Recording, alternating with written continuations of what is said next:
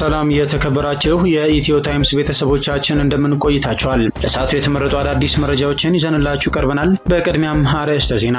ብሔራዊ ባንክ 10.5 ቢሊዮን ብር ኪሳራ እንደገጠመው በገለልተኛ ኦዲት ተረጋገጠ። በዚሁ ዓመት በነበረ የብር መዳከም 38 ቢሊዮን ብር መክሰሩም ተገልጿል። ብሔራዊ ባንክ ለመንግስት ባንኮች፣ ለግል ባንኮችና ለመንግስት አበድሮ ያልተመለሰለት በአጠቃላይ 836 ቢሊዮን ብር የብድር ክምችት እንዳለበትም ተጠቅሷል።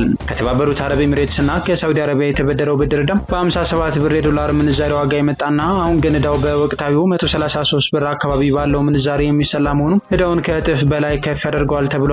ዝርዝሩን አዘጋጅተናል። ዓለም አቀፉ የቀይ መስቀል በግጭት በተጎዱ የሀገሪቱ ክልሎች ከ10,000 በላይ ለሚሆኑ አባወሮች ምርጥ ዘርና ማዳበሪያ ማከፋፈሉን ገለጸ። ማህበሩ ካከፋፈለው ምርጥ ዘርና ማዳበሪያ በተጨማሪ ቀጣይ የዝናብ ወቅት ከመድረሱ በፊት 63,000 ለሚሆኑ የክልሉ ነዋሪዎች እርዳታ እያደረሰ እንደሚገኝ አስታውቋል። ተጨማሪ አለን። ከኢትዮጵያ የጤና ባለሙያዎች ንቅናቄ የኢፌዴሪ ጠቅላይ ሚኒስትር ዶክተር አብይ አህመድ ሰሞኑን ከጤና ባለሙያ ተወካዮች ጋር ያደረጉትን ስብሰባ በተመለከተ መግለጫ ተሰጥቷል። የስብሰባው ተአማኒነት ማጣትን የገለጸው መግለጫው ለውይይቱ የተጋበዙት ግለሰቦች በአብዛኛው የኢትዮጵያ የጤና ባለሙያ በትክክል ያልተመረጡና የጤና ባለሙያውን ድምጽ የማይወክሉ እንዲሁም በፍትሃዊ መንገድ የተመረጡና የባልደረቦቻቸው እውቅና የተሰጣቸው ባለሙያዎች ደግሞ ጤና ባለሙያውን እንዲወክሉ እድል አልተሰጣቸውም ብሏል።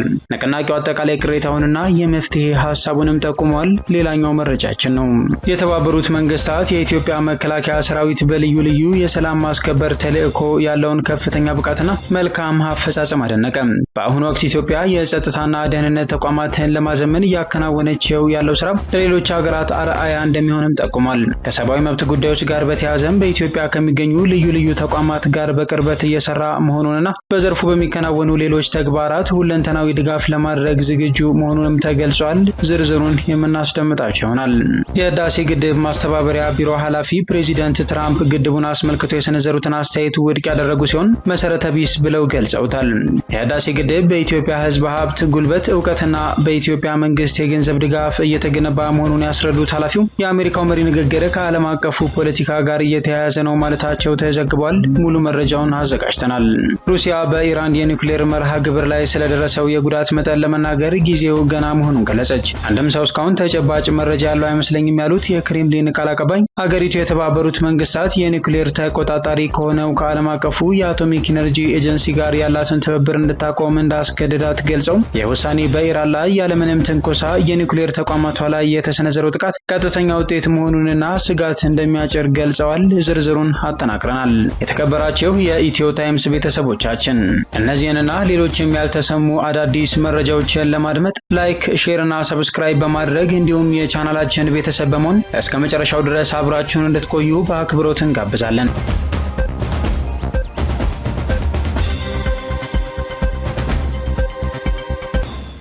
ግለሰቡ የ25 ቀናት እስር ተፈረደበት ተባለ። በቅርቡ የትራፊክ ፖሊስ እንዲሁም የመንግስት ሰራተኛ የሆነ ግለሰብ የደበደበው ተከሳሽ ታማኝ አስማማው 3 ዓመት የተፈረደበት ሲሆን ነገር ግን ተከሳሹ አረንጓዴ አሻራ በችግኝ ተከላ አስተዋጽኦ ያደረገ ስለሆነ የቤተሰብ አስተዳዳሪ ስለሆነ ታማሚ ስለሆነ ከዚህ በፊት ምንም አይነት የወንጀል ክስ የሌለበትና ጸባዩ በጣም ጥሩ የሆነ ግለሰብ ስለሆነ ከላይ የተዘረዘሩትን በሙሉ ታይተው ከ3 ዓመት ወደ 25 ቀን ወርዶ ተከሳሽ ታማኝ አስማማው አንዳርጌ የ25 ቀን እስር እንዲታሰር እንደተፈረደበት ተሰምቷል።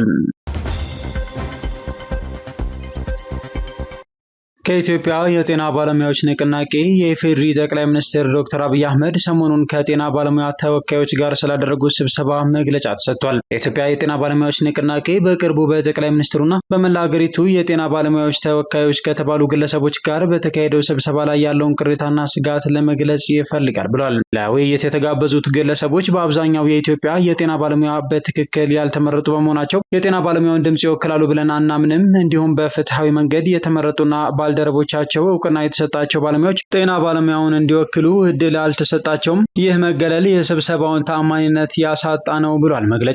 የኢትዮጵያ የጤና ባለሙያዎች ንቅናቄ የጤና ባለሙያዎችን አስቸኳይ ጥያቄዎችና ስጋቶችን የሚያንጸባርቁ 12 ዋና ዋና ጥያቄዎችን በተከታታይ አሰምቷል ያለው መግለጫው እነዚህ ጥያቄዎች በመላ ሀገሪቱ ካሉ ባለሙያዎች ግብአት ጋር በጋራ የተዘጋጁ ሲሆን ችግሮቹን ለማጉላት ብቻ ሳይሆን የመፍትሄው አካል ለመሆንም ጠንካራ ፍላጎት እንዳለው አሳውቋል ብሏል። የሚያሳዝነው ግን እነዚህን ህጋዊ ጥያቄዎች ጥያቄዎች ከመፍታት ይልቅ መንግስት እንቅስቃሴያችንን በፖለቲካ የተጠለፈ ነው ብሎ በስህተት ለመግለጽ መርጧል። የምናነሳቸውን እውነተኛና መፍትሄ የሚሹ ጉዳዮችን ለማጣጣልና የጤና ባለሙያውን ማህበረሰብ ምንም እንደማያውቅ ህፃን ልጅ ለመደለልና ለማዋረድ የሚደረገው ሙከራ በእውነት ልብ ሰባሪ ነው ብሏል። መግለጫው አክሎም በስብሰባው ወቅት አንዳንድ መሰረታዊ ጉዳዮችን ለማንሳት በድፍረት የሞከሩትን ተሳታፊዎች እናደንቃለን። ምንም እንኳን ጥያቄዎቻቸው አግባብ ያለው ምላሽ ባያገኙም ስብሰባው በማስረጃ ላይ የተመሰረተ ውይይት ከማድረግ ይልቅ በተሳሳቱ መረጃዎች የተሞላ ሆኖ አግኝተነዋል ብሏል። መግለጫው በምሳሌነት የጠቀሰው አንዱ ኢትዮጵያ ከጎረቤት ሀገሮች የበለጠ ለጤና አገልግሎት ከሀገራዊ በጀቷ ገንዘብ ትመድባለች የሚለው ነው። ይህ ከገለልተኛ ዓለም አቀፍ መረጃዎች ጋር የሚጣረስ መረጃ ነው ብሏል። የጤና ባለሙያዎች ለወደፊቱ ትውልድ ሲሉ መከራ ሊችሉ ይገባል የሚለው ሀሳብ ተስፋ አስቆራጭ ከመሆኑም በላይ በየዕለቱ የምናደርገውን ትግል አቅልሎ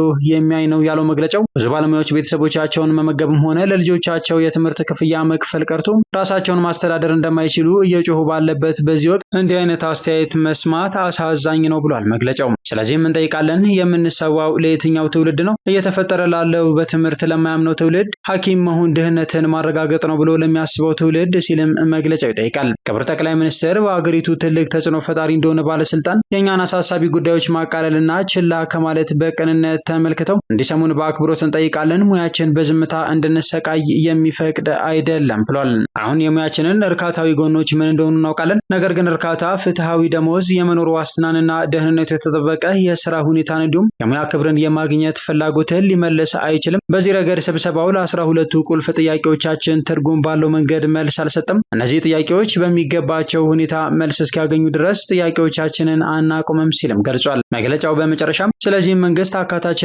ግልጽ የሆነ ውይይት እንዲኖር ጥሪ ማቅረባችንን እንቀጥላለን። በባዶ ቃላት ሳይሆን በተግባር የሚደረጉ ተጨባጭ መፍትሄዎችን አጥብቀን እንፈልጋለን።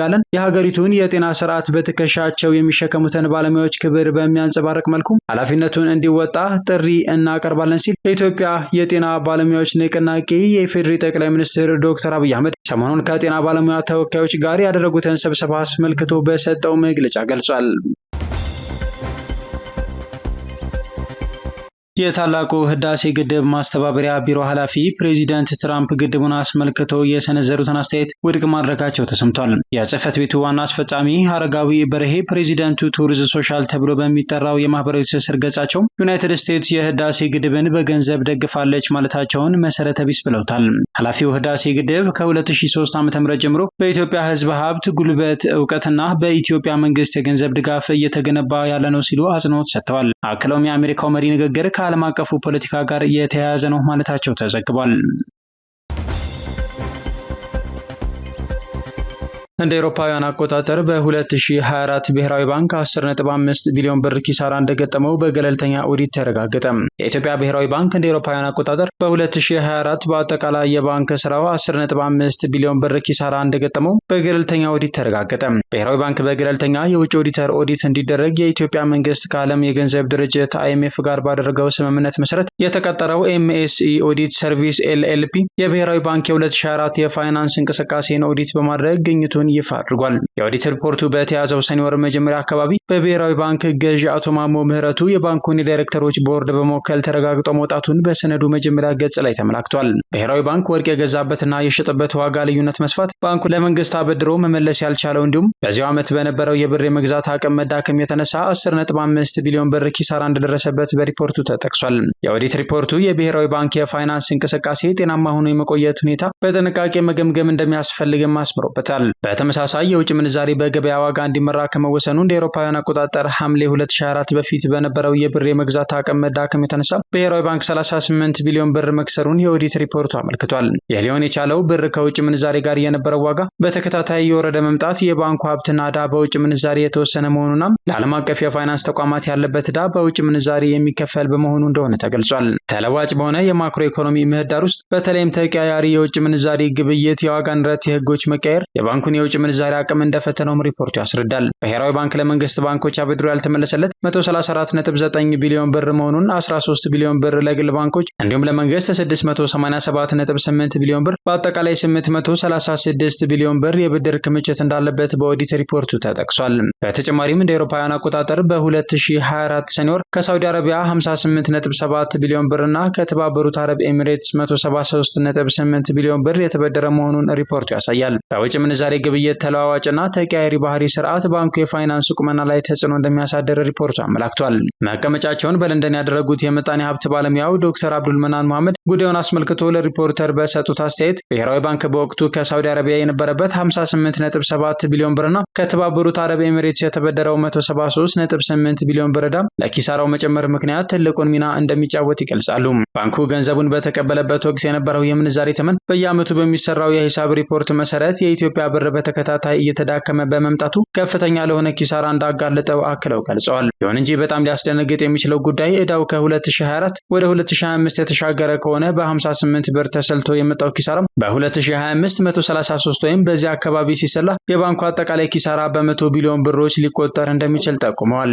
መሰረታዊ የሆነ ኪሳራ እንደሚገጥመው መጠራጠር አያስፈልግም ያሉት ዶክተር አብዱል መናን ከዚህ በተጨማሪ መንግስት ከፍተኛ ወርቅ ለውጭ ገበያ ለመላክ በሚል ሀገር ውስጥ ከፍተኛ ዋጋ ጨምሮ ወደ ውጭ ሲልክ በኪሳራ ይልክ እንደነበር የኦዲት ሪፖርቱ አሳይቷል ብለዋል። ባንኩ የሀገሪቱ ወሳኝ ተቋም በመሆኑ ዘላቂነቱ የሚያሳስበው ባይሆንም የገጠመውን ኪሳራ ግን በውል ሊያስብበት ያስፈልጋል የሚሉት የምጣኔ ሀብት ባለሙያው ባንኩ ዕዳውን በጊዜ ካልከፈለ ከፍተኛ ኪሳራ ሊደርስበት ስለሚችል የውጭ ሀገር ድጋፍ ሳያስፈልገው እንደማይቀር ተናግረዋል። በኦዲቱ ለተገኙ ስጋቶች ምላሽ የሰጡና በሪፖርቱ የተጠቀሱ የብሔራዊ ባንክ አመራሮች ባንኩ በሕግ የተጣለበት የገንዘብ ፖሊሲ ለማስፈጸም የሚያወጣቸው ወጪዎችን በዘላቂነት መሸፈን እንዲችል በቅርቡ በጸደቀው ማቋቋሚያ አዋጅ መንግስት የባንኩን ካፒታል ወደ 20 ቢሊዮን ብር ለማሳደግ የወሰነ በመሆኑ ስጋቶቹ ይቀረፋሉ ብለዋል። ዓለም አቀፉ የቀይ መስቀል በግጭት በተጎዱ የሀገሪቱ ክፍሎች ከ10 ሺህ በላይ ለሚሆኑ አባወራዎች ምርጥ ዘርና ማዳበሪያ ማከፋፈሉን ገለጸ። ዓለም አቀፉ የቀይ መስቀል ማህበር በግጭት በተጎዱ የሀገሪቱ 3 ክልሎች ትግራይ፣ አማራና ኦሮሚያ ለሚገኙ 10500 አርሶ አደር ቤተሰቦች ምርጥ ዘርና ማዳበሪያ ተደራሽ ማድረጉን አስታውቋል። በግብርና የሚተዳደሩ በክልሎች የሚገኙ አንዳንድ አካባቢዎች ያሉ አርሶ አደሮች በጦርነትና በግጭት ሳቢያ ከፍተኛ የሆነ የግብርና ምርት እጥረት መስተዋሉን የጠቆመው ማህበሩ የምግብ እጥረት መስተዋሉንም አመላክቷል። በአንድ ወር ውስጥ ማለትም ከግንቦት 11 ቀን 2017 ዓ.ም እስከ ሰኔ 14 ቀን 2017 ዓ.ም ድረስ በትግራይ፣ አማራና ኦሮሚያ ክልል ለሚገኙ 10500 አርሶ አደር ቤተሰቦች 450 ሜትሪክ ቶን የአየር ንብረት ለውጥ መቋቋም የሚችሉ ምርጥ ዘር ማከፋፈሉን ጠቁሟል።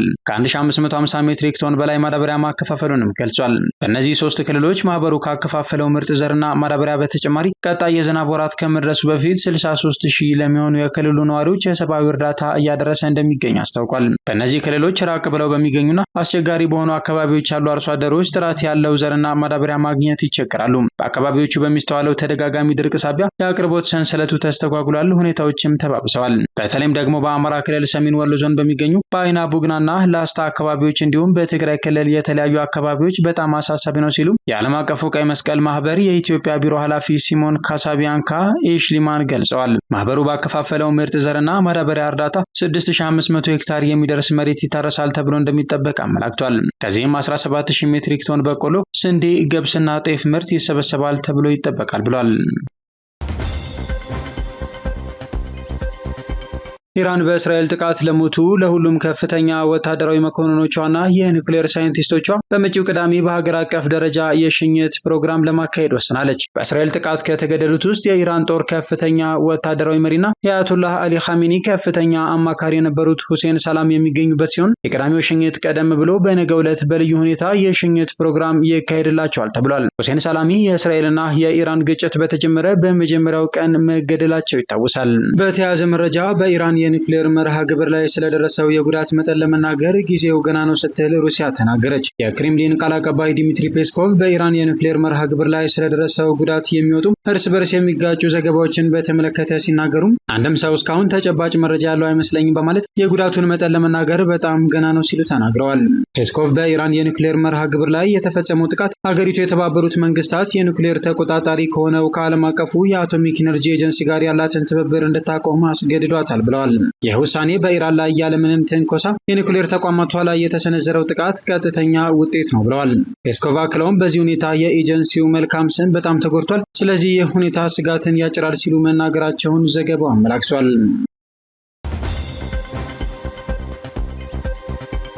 የተባበሩት መንግስታት ኢትዮጵያ በሰላም ማስከበር ተልዕኮ ላይ ያላትን ከፍተኛ አፈጻጸም አደነቀም። የተባበሩት መንግስታት የኢትዮጵያ መከላከያ ሰራዊት በልዩ ልዩ የሰላም ማስከበር ተልዕኮ ያለውን ከፍተኛ ብቃትና መልካም አፈጻጸም አድንቋል። የመከላከያ ሚኒስቴር ኢንጂነር አይሻ መሐመድ በተባበሩት መንግስታት የምስራቅ አፍሪካ የሰብአዊ መብት ኮሚሽን ከፍተኛ ኮሚሽነር ማርሴል አክፖቮ ጋር ተወያይተዋል። ማርሴል አክፖቮ በዚህ ወቅት የኢትዮጵያ መከላከያ ሰራዊት በልዩ ልዩ የሰላም ማስከበር ተልዕኮ ያለው ከፍተኛ ብቃትና መልካም አፈጻጸም የሚደነቅ ነው ብለዋል። በአሁኑ ወቅት ኢትዮጵያ የጸጥታና ደህንነት ተቋማትን ለማዘመን እያከናወነችው ያለው ስራ ለሌሎች ሀገራት አርአያ እንደሚሆንም አንስተዋል። ከሰብአዊ መብት ጉዳዮች ጋር በተያያዘም በኢትዮጵያ ከሚገኙ ልዩ ልዩ ተቋማት ጋር በቅርበት እየሰሩ መሆናቸውን ያስረዱት የተባበሩት መንግስታት በዘርፉ በሚከናወኑ ሌሎች ተግባራት ሁለንተናዊ ድጋፍ ለማድረግ ዝግጁ መሆኑንም አረጋግጠዋል። ኢንጂነር አይሻ መሐመድ በበኩላቸው ኮሚሽኑ በሰብአዊ መብት ጉዳዮች ላይ ከኢትዮጵያ ጋር በቅርበት እያከናወነ የሚገኘው ስራ የሚበረታታ መሆኑን ገልጸዋል። ኢትዮጵያ በተለይም በአቅም ግንባታና ስልጠና ዘርፎች በትብብር ለመስራት ከፍተኛ ፍላጎት እንዳላት መናገራቸውን የመከላከያ ሰራዊት ኦንላይን ሚዲያ ዘግቧል።